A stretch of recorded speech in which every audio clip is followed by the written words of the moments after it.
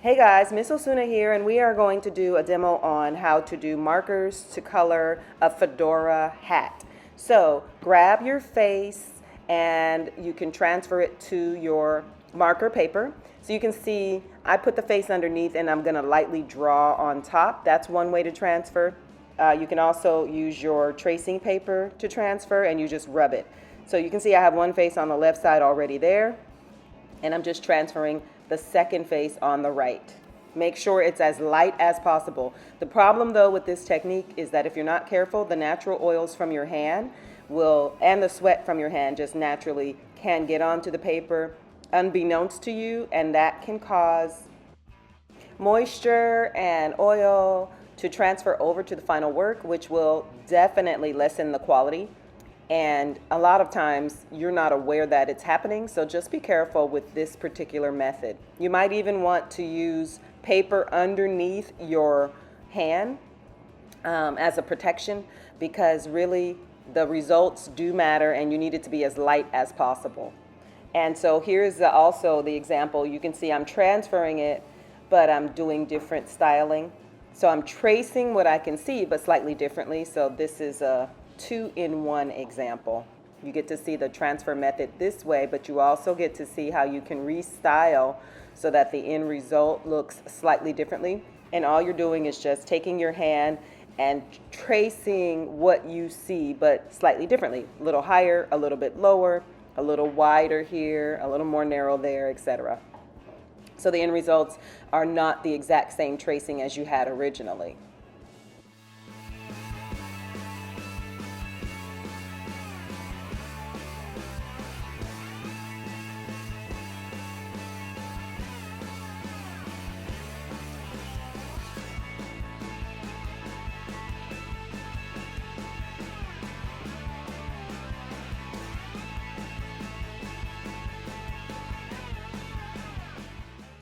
Okay, so up next we are going to start with our smile shape. So the brim of the hat is going to be right above the eyebrow, and then you're smiling at the center of the head and you're frowning at the edges.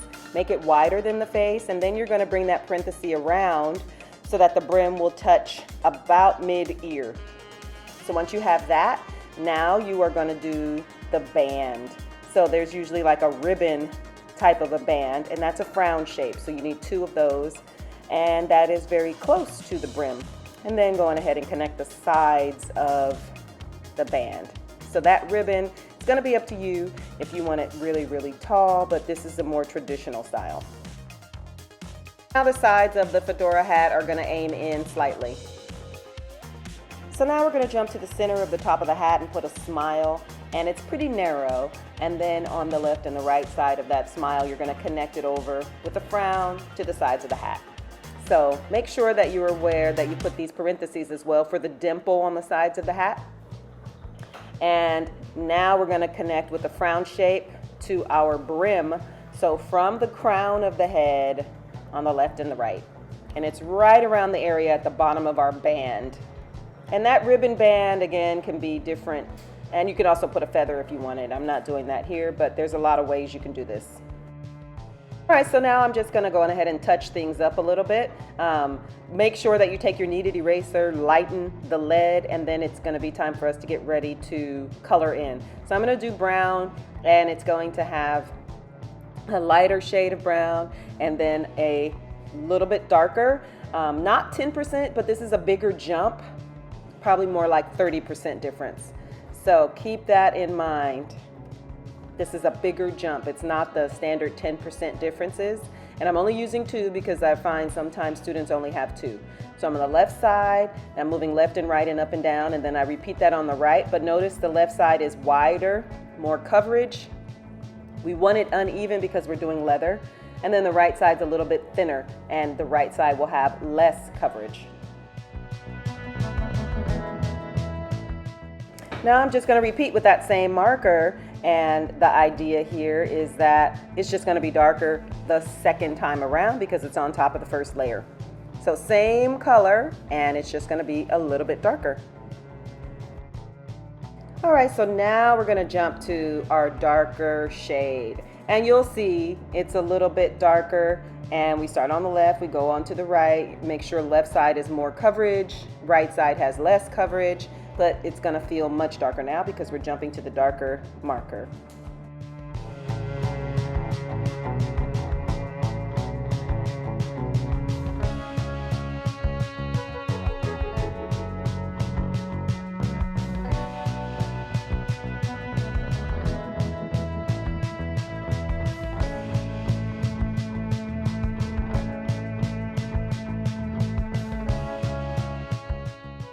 Okay, so now we're gonna go back in with our lighter color and we are going to once again start off filling it in even more. So the goal is from the outer edges to bring it toward the center a bit more, remembering the whole time to keep more on the left and less coverage on the right. I typically like to see the light space not exactly in the middle, but a little bit off center. So in this case, the brim has the light space slightly to the right. And then up next, we are going to spread that marker and we are going to start to color with the lighter color in the darker one. So here I'm back to my lighter color. I've already spread it on the sliding surface and that gives you the ability to paint pretty much. Use the smaller fine point side and start again. Starting on that far left side, pick up that color. So it's just the lighter marker into the darker one and you're just filling in more color.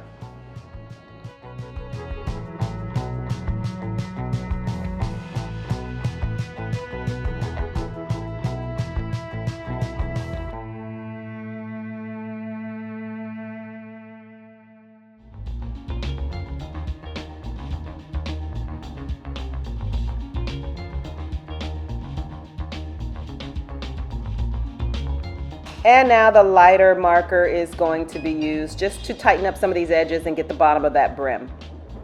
So the darker color is starting to fade away and I'm just using that lighter one so that you can see the difference between the bottom of the brim versus the top of the brim.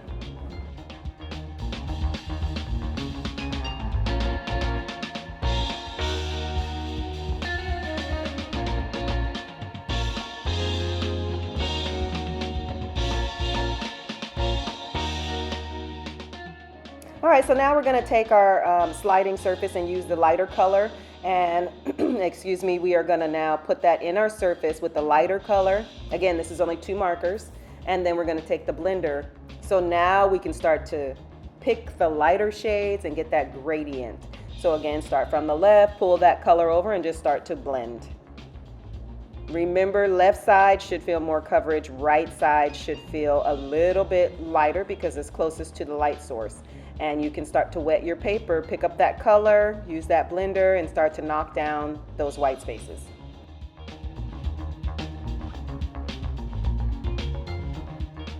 All right, so now that we've done that with our lighter marker, we're going to repeat that process with the darker one. So you need that blender, and you're going to dip it into the darker color now. Pick up that color, and we repeat that same process. So you're just tightening up and filling in some of these white spaces.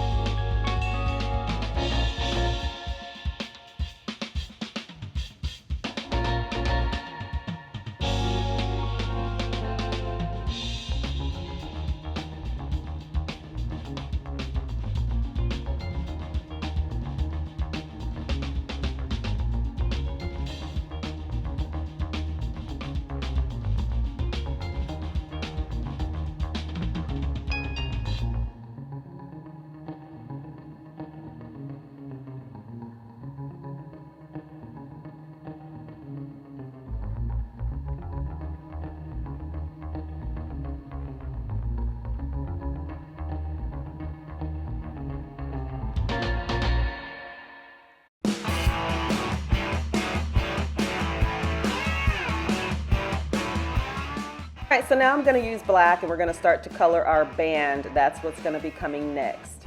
So your idea here is that you want to make sure that you go very lightly. Start from the far left and then go into the right. So here's the black spread into our sliding surface. And that's just a cookie top, one of the tins. Then get your colorless blender, and now we're going to start to tighten up some of those edges.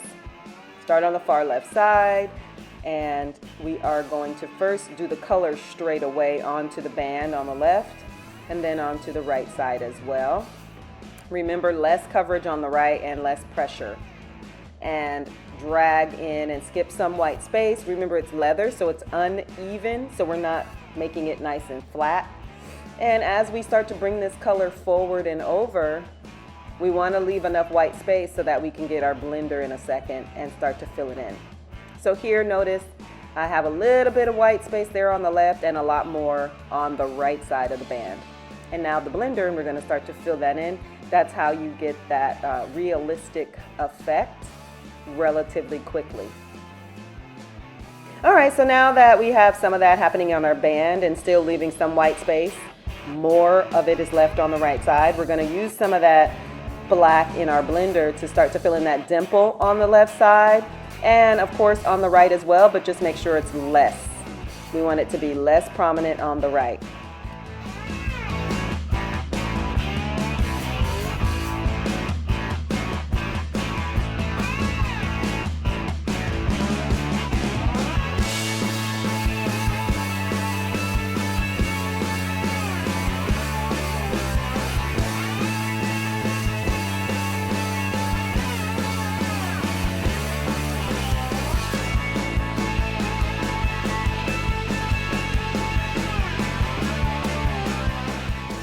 All right, so now that we've done that, you're just going to add as much as you personally feel based on your shadows and your light sources. So this is just blender with a little bit more black. Touch up some of the brim as well as the dimple, and then just kind of bring things together, and then we will move on.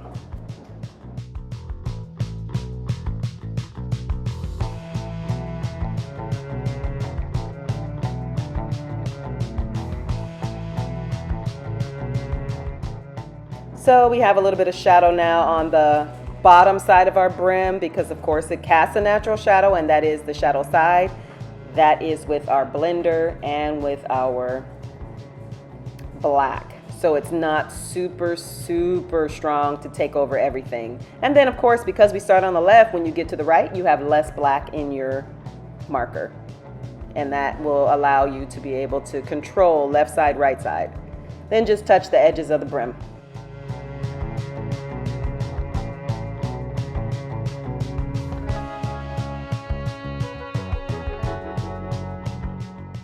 And now you want to definitely touch the smile shape at the top of our hat with a little bit of that black, just to pull out the center at the crown of the hat.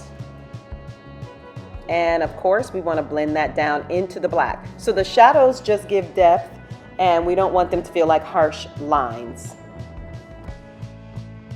All right, so the hat band is mostly done, but you're going to want to knock a little bit more down. And then the brim is mostly done. The dents on the left and the right side are mostly done. You just want to just continue until you feel like it's coming together and not quite as blotchy, but it needs to feel uneven because we're going to get ready for colored pencil next.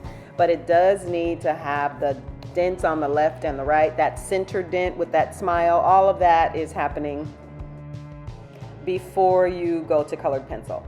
So once your markers are done, you did your two colors and then you did the blender to blend it all together.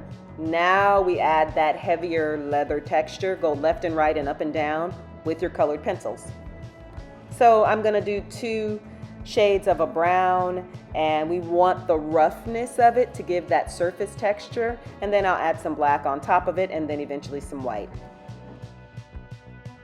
This is really light pressure, and the other thing to note is that you're going to put your thumb back and your index finger forward and turn the pencil on its side, and that will help to give even more texture.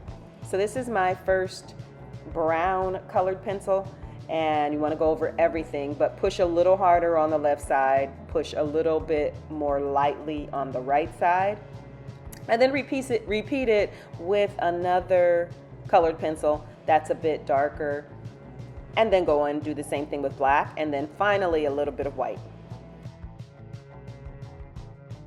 Okay, so I'm just repeating it with the black. And again, thumb is back, index finger forward, pencil on the side. You may want to make sure your pencil has a lot of space, so sharpen it. It doesn't work if it's very dull. And then just go left, right, up, and down because you want the noise, you want the texture. And now I'm adding the same thing with some white, but it is lighter on the left side because it's going to be heavier on the right side to give the effect of the light source being on the right side of our page.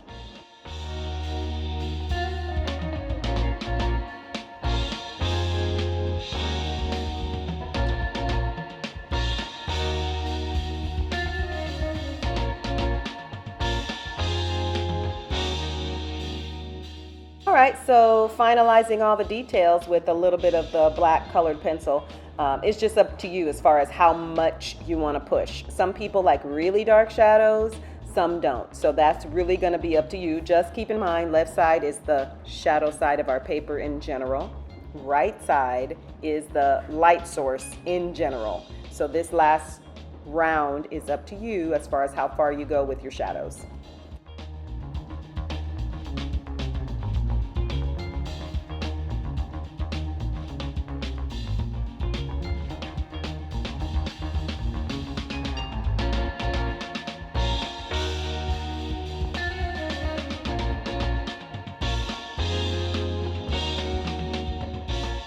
All right, so that'll do it for this round, and I will look forward to seeing you in class. Until we meet again, happy sketching.